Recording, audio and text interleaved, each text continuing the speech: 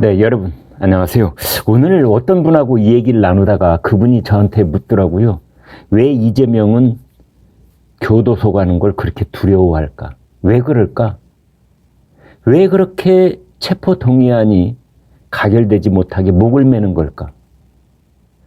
예전 정치인들은 교도소 한번 갔다 오는 거 이마에 별 붙이고 가슴에 훈장 달고 정치적 탄압에 나는 콩밥까지 먹고 왔다. 그리고 대수롭지 않게 여겼던 때도 있었는데 왜 이재명은 유난히 교도소 문턱 넘는 것을 그렇게 두려워하고 있을까?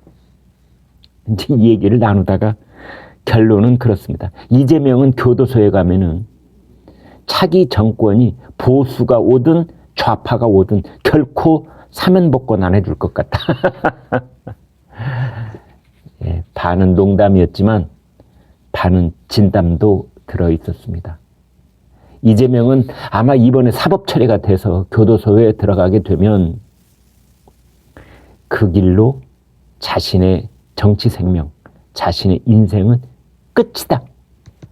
이렇게 생각하고 있을 가능성이 있다. 그래서 한사코 이제 체포동의안 부결을 저렇게 목을 메고 있는 것 아니냐.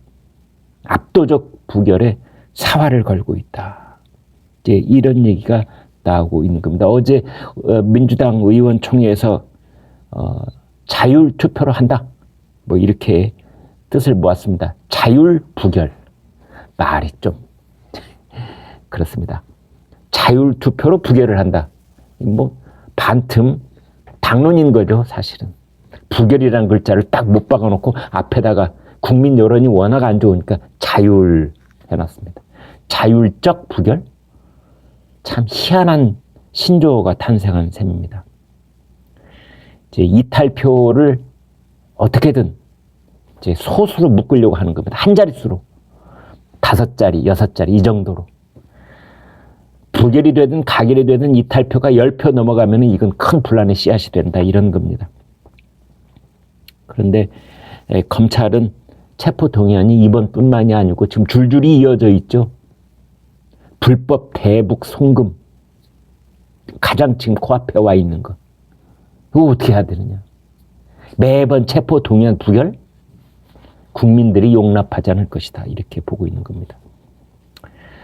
아무튼 이재명 대표는 130여 명 더불어민주당 의원들에게 영장 청구의 부당성을 호소를 하고 의원들에게 마음의 빚이 있다느니 문재인 전 대통령이 조국 전 법무장관한테 마음의 빚이 있다고 했잖아요. 그거 패러디한 것처럼 마음의 빚이 있답니다.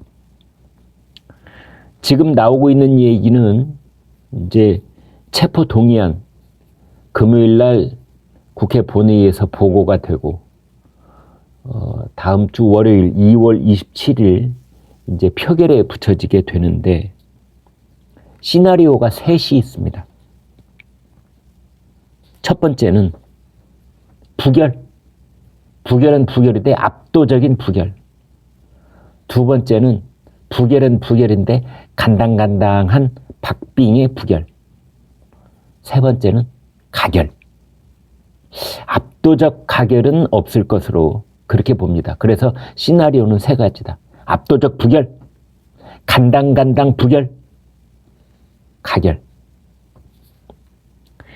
압도적 부결이 됐든 간당간당 부결이 됐든 일단 부결이 된 뒤의 여파는 내부가 시끌시끌할 것으로 보입니다. 어떻게 됐든 특히 간당간당 부결이 될 경우에는 대표직 사퇴 여론이 나올 것으로 보이고 또 당이 여름쯤 쪼개질 가능성도 있다.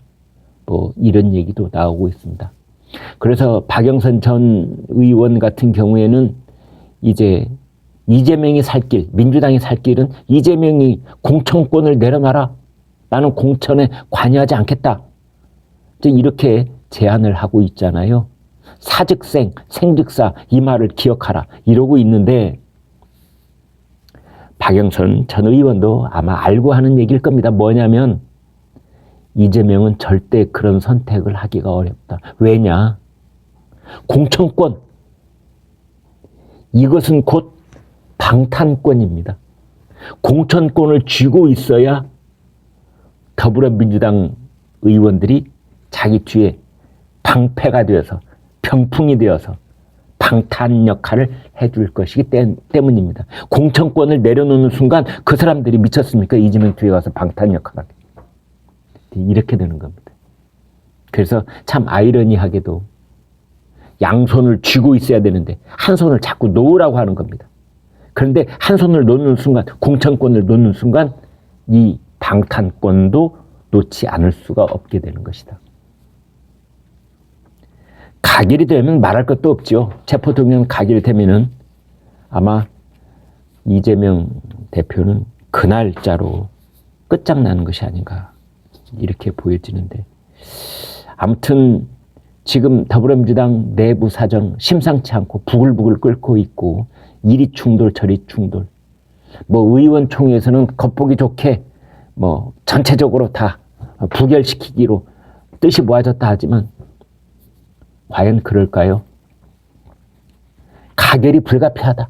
민주당이 살기 위해서는, 지금 곤두박질 치고 있는 지지율을 봐라. 민주당이 살기 위해서는 이재명 가결시켜서 빨리 구속시켜야 된다 라는 의견이 내부에 있는 겁니다. 반대쪽에서는 부결시켜줄게. 그러나 당대표직에서는 물러나다오. 이 양쪽이 지금 충돌하고 있는 거지요. 여기에 중요한 변수가 이낙연 전 대표입니다. 이낙연 전 민주당 대표가 현재 미국에 있는데 방문연구원으로 재직 중인 조지 워싱턴 대에서 남북 관계를 주제로 강연을 한다고 해요. 당연히 한국 특파원들이 그 자리에 가지요. 한국 특파원들이 이낙연한테 남북 관계 물어볼까요? 아니지요. 이재명 체포동의안 어떻게 보느냐고 물어볼 겁니다.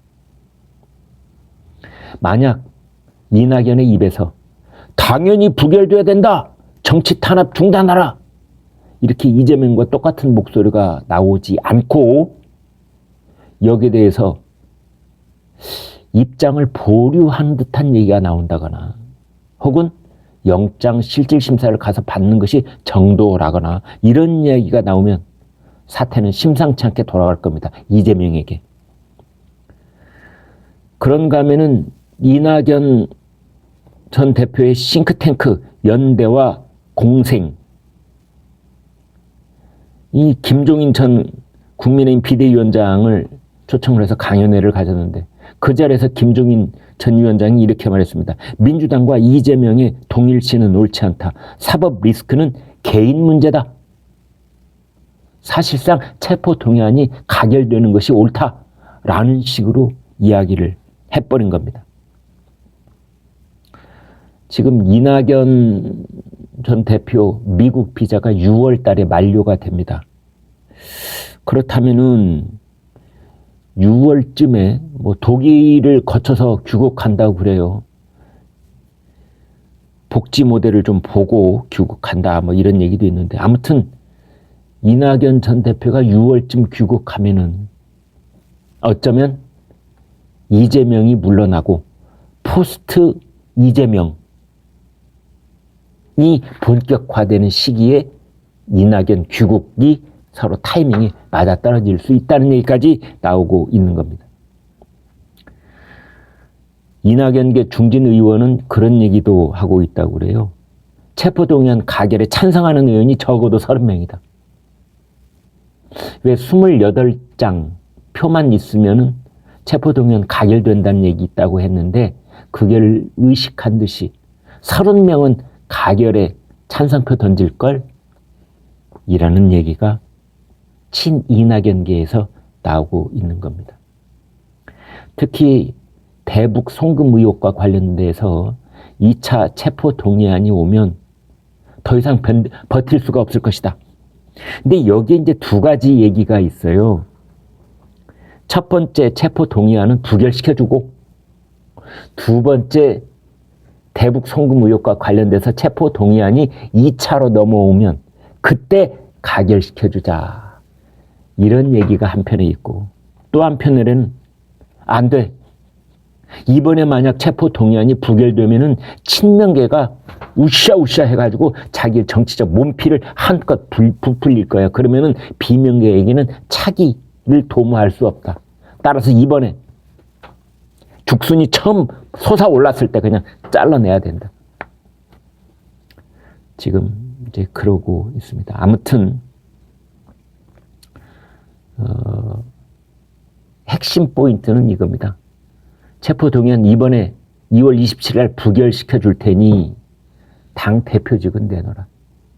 당 대표직 내놓으라는 거는 공천권 내놔라. 이런 겁니다. 그런데 이재명은 공천권을 쥐고 있어야, 대표직을 쥐고 있어야 자신이 교도소에 안 간다라고 생각하고 있는 겁니다.